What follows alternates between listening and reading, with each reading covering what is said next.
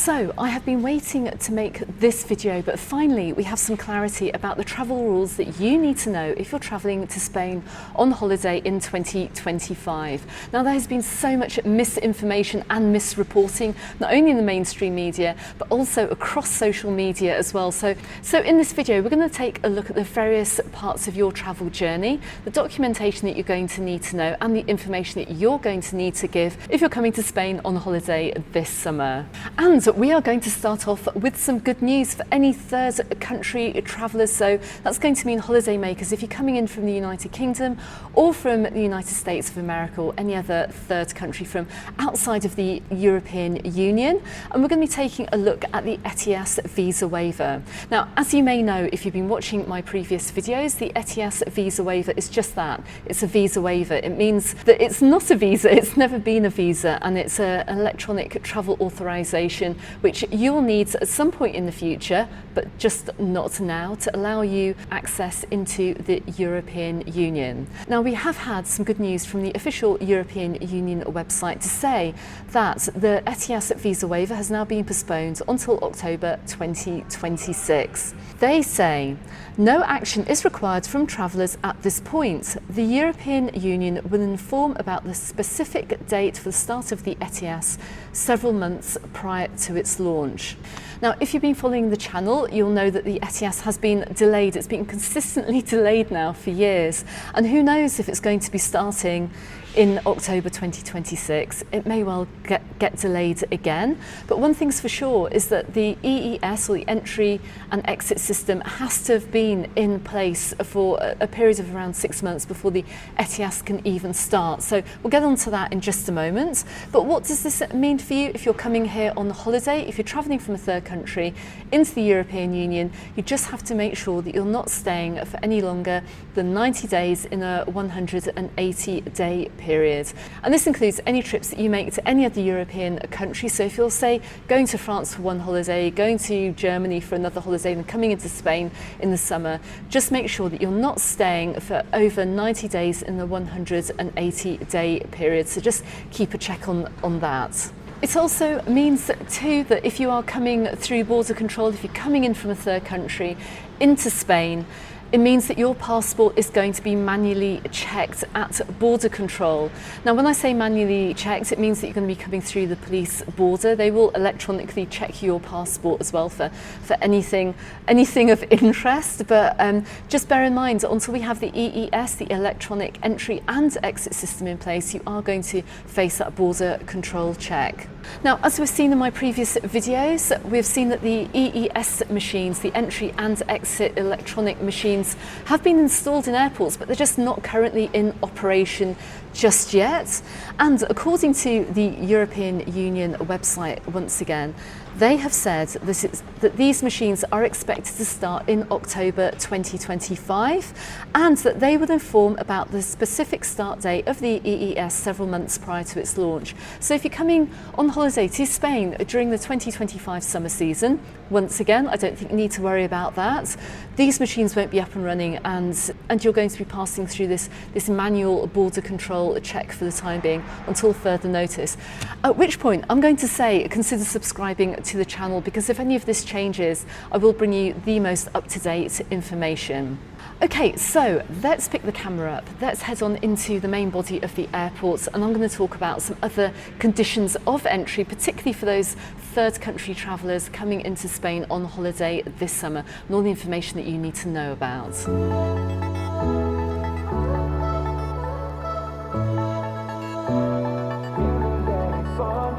Okay, so the next condition of entry that you will probably have read about in the mainstream media last year.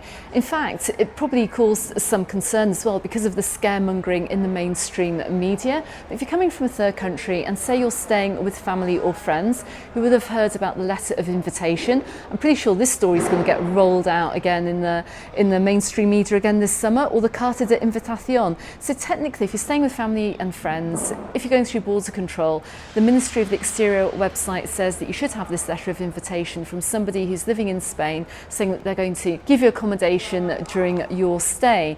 Now, obviously, if you're staying with family and friends, you're going to know that person. You're going to have their mobile phone number or their address. You're going to know where you are going to be staying. But I just want to say that if you are staying with family and friends, this is something that's never checked with anyone coming through border control, unless obviously you are a person of interest. It's not something you need to worry about. If you think about the millions of people that come through the airport every single summer, this is something that doesn't get checked if you're coming in from a third country.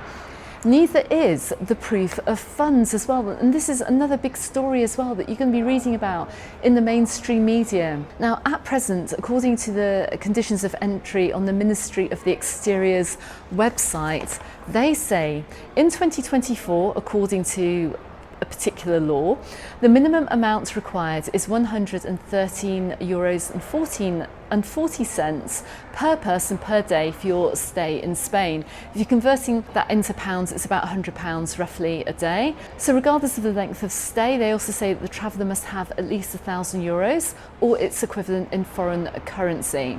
Now, I can actually see this as being a headline in the local press, but what is the reality? Well, the first thing I'm going to say is, once again, nobody is being asked to provide any kind of bank statement coming through border control, coming here on holiday. Particularly over here in Mallorca, it's just not something that's being asked for, once again, unless you are a person of interest. Now, I do remember a couple of years ago, one of our members of the Mallorca Under the Sun Facebook group did let us know that they actually took out a loan to prove funds, because they were so worried about this. They were worried that they wouldn't be able to go on holiday here, that they took out a loan to show a proof of funds before coming on holiday. And I just want to make the point that you do not have to do this. Do not do this, especially because you're going to be paying ridiculous rates of interest. Just make sure that you have obviously a record of who you're staying with, whether it's a hotel booking or you're staying with family and friends. Make sure you're also carrying a credit card or a bank card with you as well, and that's going to show that you have proof of funds. Now, like I've said, with the millions of people travelling over here on holiday to Spain every year, the only thing you can be certain of is the scaremongering stories in the mainstream media all about this proof of funds as well, so watch out for those. But I do just want to make the point as well, if you've been watching the videos, you will know that prices of things have gone up over here, as indeed they have all over the world. So you're going to need to fund your stay, and I would say that probably about €100 per day is going to be about the figure that you need to budget for if you're coming here on holiday. That's going to take into account all your meals. It's going to take into account some cocktails, maybe going on some excursions as well. Of course, you can do things a lot more cheaply than that, and you're going to be spending a lot less money if you're coming here on an all-inclusive holiday. But if you are budgeting, maybe kind of budget around €100 a day, as well indeed they do recommend on that website. Okay, so let's leave this very empty desk here. We're going to head on down to arrivals. I've got some more information that you need to know about for your summer holiday coming over to Spain this summer. So, in summary, what do you need if you're coming to Spain on holiday this summer? Well, the first thing you're going to need is that valid passport. So make sure that your passport is up to date and it is valid. Make sure you've got a return ticket. Also, and this is very important, make sure you have some travel insurance and your EHIC or your GHIC health card too. The EHIC and the GHIC health card entitles you to free public healthcare treatment within Spain, but the travel insurance, it's going to pay for everything else. I also really recommend printing off that travel insurance policy too and keeping it with your documents. Also, as well, in terms of returning back to your home country, make sure as well, regardless of whether you're taking a hand luggage or you have check-in luggage, make sure you arrive to the airport 2 hours before your journey, just to allow for possible queues over at border control. Don't forget, I made a video all about that just the other week. I'll drop a link to that video in the description text below this one. And don't forget my motto for this summer, which is do not stop and do not shop until you have cleared border control, particularly over at the Spanish airports as well, because like I mentioned in those videos, we could be subject to queues at border control this summer. So just make sure you arrive at the airport on time and just try and clear border control as soon as possible. There are going to be shops, there are going to be cafes on the other side of border control in Terminal A, but particularly for over here in Mallorca on holiday, don't be swayed by the new fancy commercial area. Just get yourself through border control first.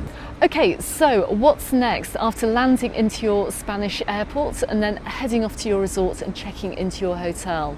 Well, I have made several videos about this, but completely in summary, and the only thing that you need to look out for is the information that you have to give when you're checking into your hotel. As I stated in the previous video, you need to hand over your passport information. Also, you're going to have to provide a fixed home address and either a mobile phone number and an email address too, and that's going to be basically it. There's a lot of mainstream media attention around the kind of information you have to provide. You don't need to provide bank details, so again, this is going to be nothing to worry about. The one thing I would say though is to try and speed up the whole process of checking into a hotel. Look out for an email that your hotel will send you. Get that information sent over first, and then when you arrive into your hotel for your summer holiday, it's going to be a case of picking up your hotel key and just getting on with your holiday.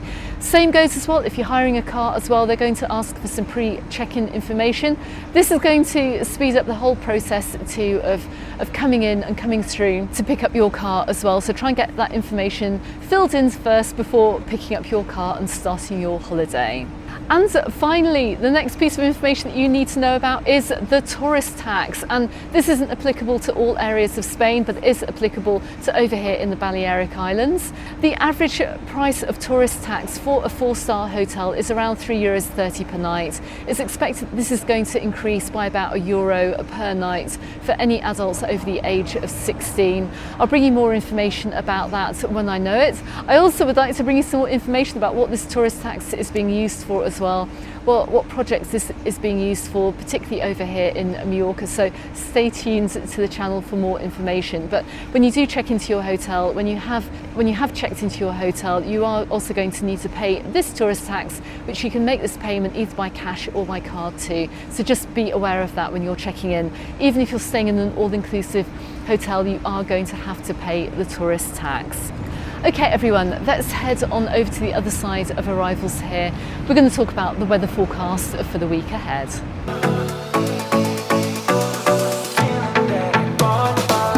Okay, so what is the weather forecast for the week ahead? Well, you can see just looking around me here, over here in arrivals, we've got some really cloudy, humid weather today. The week's starting off a little bit of grey and grim, but it will lead to sunshine by Thursday. And in fact, if you've seen my previous video from over in Palma Nova, you'll know that we've had some very cold temperatures on the island.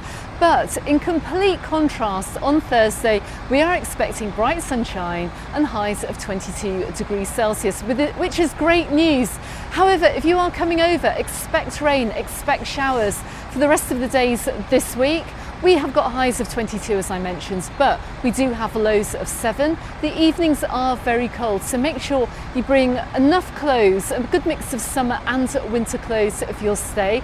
Bring that umbrella too, and fingers crossed as we edge towards the end of March, we're going to see things getting brighter and warmer and more consistently sunny as we head on towards April.